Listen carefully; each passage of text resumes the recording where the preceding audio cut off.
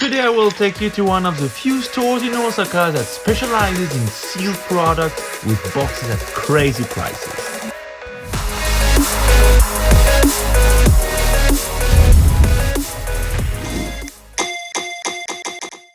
Hi guys, welcome back to the channel.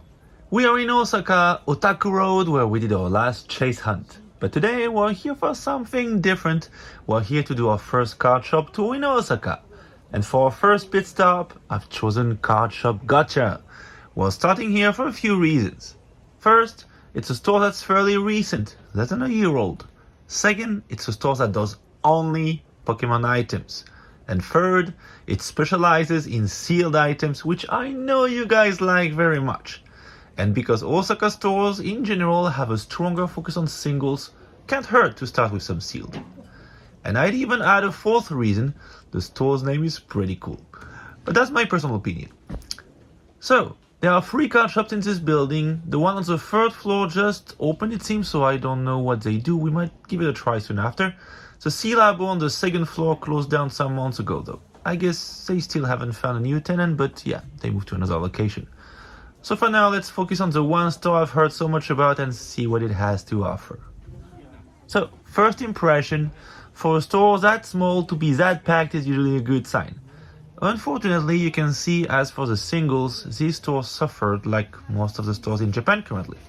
And be aware of this, if you're coming to Japan anytime soon, you might have to face a lot of empty showcases. That's a harsh reality. In the current market, it is very hard to find specific chase cards in store because they are all being bought out consistently. I know some people enjoy a tough hunt, I actually kinda do, but that's because I can't afford to come back as many times as I want, right? So if you're here as a tourist with a very limited time in town, you can't always come back another day, so it can be very frustrating. The showcase I just showed you illustrates this very well. A lot of Terastal Festival singles, but no Umbreon or Sylveon, the 2 big ones. And if we move to the back, it's more or less the same, half empty showcases. Here we got some slabs though. Always good to see more and more stores getting into graded cards, even if it overinflated the singles price recently. A year ago it was possible to find mint cards for very good prices. Now the store owners realize there is money to be made targeting the people looking for gradable cards, so they apply a big premium on potential PSA 10s. Ooh, these 2 Charizards are cheap though. Wonder what the condition is on them. Strangely, the market seems to have been doing the opposite from 2 years ago, when singles were widely available everywhere but sealed products were almost impossible to find. This year, it's the other way around. If you're collecting singles, you're gonna have a hard time finding your chase card in this market.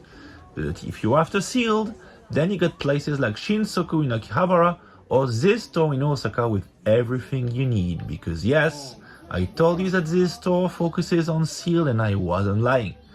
Let's go through the items in stock while I display the prices in US dollar on the screen as usual. So we've got plenty of Terastal Festival and 151 as you could see. Prices wasn't displayed, so I had to ask the staff for these ones. They also have cases of Crimson Haze, Wild Force, Mask of Change and Night Wanderer. No crazy sets, but Crimson Haze is very solid. It has the Eevee and the Greninja, which will keep making people want to open it, so a good set to put your money in.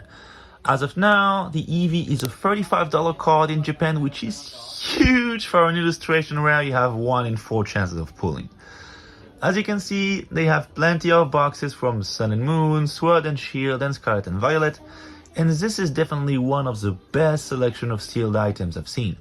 It doesn't go very far back in time, so no box above $1,000, but it's very complete with all the biggest sets from each era: Eevee Heroes, Blue Sky Stream, Tag Ball, Tag All Stars, 151.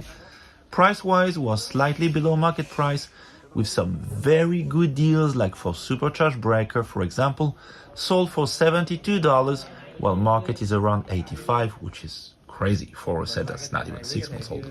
So that was quick, so let's have a look at the stores that just opened on the 1st floor and see what they've got. I'm very curious. Oh, wait, is today the opening day? This is a kind of flower bouquet store owners put at the entrance on opening day as part of the celebration. Oh, that's so cool to randomly run into a new opening. That explained the crowd. So, let's see. No. No. Oh. Are they not doing Pokemon? Oh, too bad. But it makes sense, I guess. With Gacha just above, doing exclusively Pokemon, it's probably better to not try to compete and offer something different. And just to show you what's left of the Sea Labo on the second floor, the door and sign are still here, but as you can see, they are permanently closed. So, what did you think of Card Shop Gacha? Let me know in the comment. I know that if I'm coming back to Osaka looking for sealed, I definitely stop by again. With a selection and prices like this, no reason not to.